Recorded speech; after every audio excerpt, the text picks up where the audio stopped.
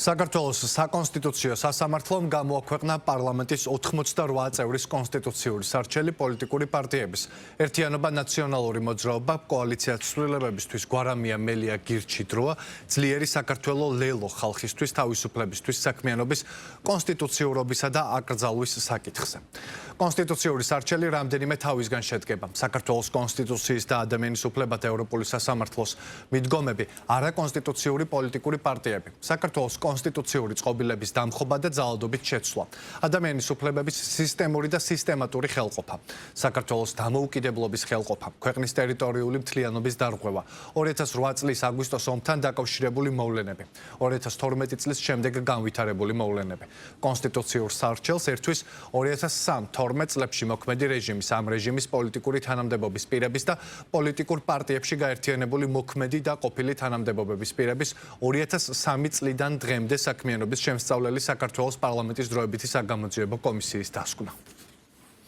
ცხადია, რომ გვექნება ჩვენი შესაძლებელი საკონსტიტუციო სასამართლოში ჩვენს პოზიციას რა ფორმით წარუდგენთ, ამაზე ცოტა მოგვიანებით გავაცნობთ საზოგადოებას, მაგრამ ჩვენ ამ ბერკეტს იქნება ეს შესაძლებლით თუ დასწრებით საკონსტიტუციო სასამართლოზე აუცილებლად გამოვიყენებთ. რა გადაწყვეტილებას მიიღებს საკონსტიტუციო სასამართლო, მე არ მაქვს ცხადია მოლოდინი რაღაც ობიექტურ გადაწყვეტილებას მიიღებს ამ საკითხთან დაკავშირებით საკონსტიტუციო სასამართლო, მაგრამ თავისი არცით ეს ნამდვილად არის ისტორიული პროცესი, სადაც საკონსტიტუციო სასამართლოს აქვს შანსი, რომ საქართველოს ისტორიაში მათი ეს გადაწყვეტილება არ იყოს რუსული საოკუპაციო რეჟიმის სასარგებლო. სასამართლო ქვია იმას, მაგრამ სინამდვილეში ის არის დავალებათა აღსრულების ბიურო. ვიბრძოლებთ მაქსიმალურად, სავარაუდოდ იმისთვის, რომ ოპოზიციაში კიდევ უფრო მეტი განხეთქილება შეიტანონ, ჩვენი მოლოდინი არის ასეთი, რომ აკრძალავენ იმ ორ კოალიციას თუ პარტიას და არ აკრძალავენ ჩვენს კოალიციას. ასეთი ვარაუდი გვაქვს, ერთ-ერთი ვერსია, რა ჩვენამდე მოდის არის ეს,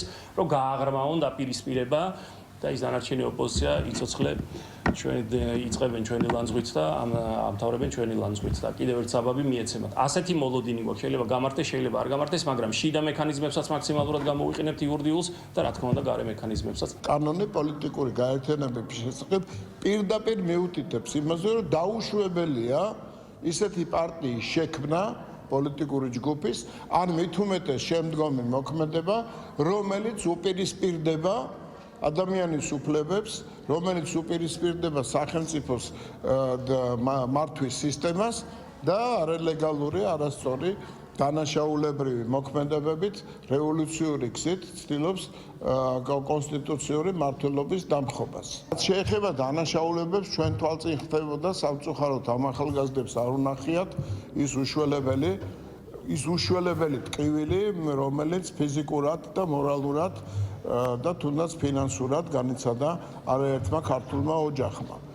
ესეც არსებობს. აქედან გამომდინარე კანონის მოთხოვნა არის აიგზალოს ისეთი პარტია, პოლიტიკური სუბიექტი, რომელიც ახორციელებს ასეთ სისტემურ და სისტემატურ დანაშაულებებს ახორციელებს და ამასთან დაკავშირებით არსებობს კიდევ სტრასბურგის სასამართლოს დადგენილებაც.